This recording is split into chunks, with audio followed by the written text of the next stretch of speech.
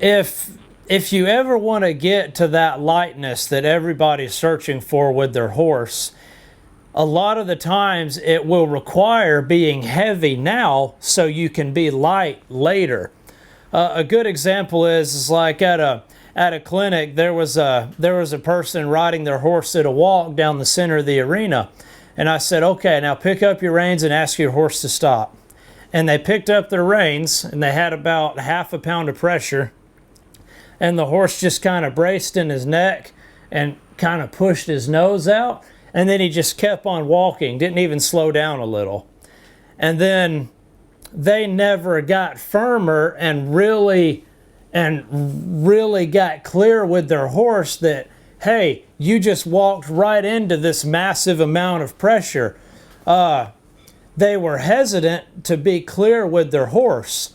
So if they would have continued riding like that, where they picked up a light feel and then he tossed his nose and kept going, and because they had the impression that, well, you have to be light to be good at horsing, they would never use more than just a little bit of pressure. So the horse would start to say, oh, okay, well, they're never going to really give me a reason to not continue walking forward, so I'll just throw my nose and I'll push right through. Versus if they picked up a light feel and said, hey, you feel that? This is what it means, and get stuck. There, good boy, stop. And then you'd pet him. So the way you get lightness, to be really black and white about it, the way you get a horse light is to just be really good at when to get firm. And if you can just get good at that in any area, let's say backing, you can get your horse to back up really, really lightly.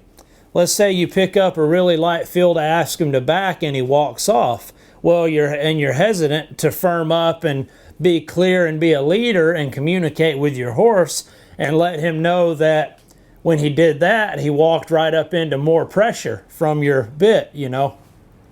So the horse would never come to learn that, okay, well, I see a really good reason to go back instead of forward. But see, you have to be able to regulate those amounts of pressures according to what the horse is doing, according to the level of his understanding, to get him to where he will be consistently light. A lot of people think, okay, well, he flexes left and right really good and it's really light, so now my horse is light.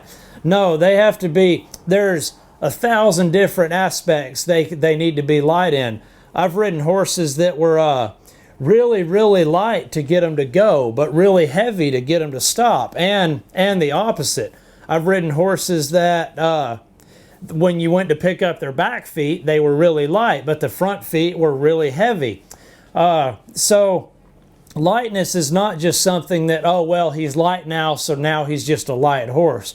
It goes up and down like this, but the idea is over time, you get it to where it's like this.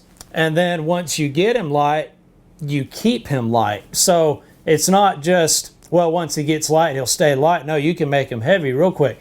It's maintenance, keeping him that way. And I say it a whole lot, but the thing that probably gets in people's way more than anything else, they're hesitant to get firmer or add more pressure. But with that being said, what's really important is the way you go about adding that extra pressure, because you can do it in a rude way or a way that's disrespectful to the horse, and it can backfire on you. You can do it with bad timing, and the horse won't understand why he's feeling that increase of pressure. So you can start having attitude problems and things like that. It's all interrelated, but if you can just get good at timing when you get more firm and when you get less firm, that is how you build lightness in a horse. It's not by being light all the time, even when your horse is being heavy.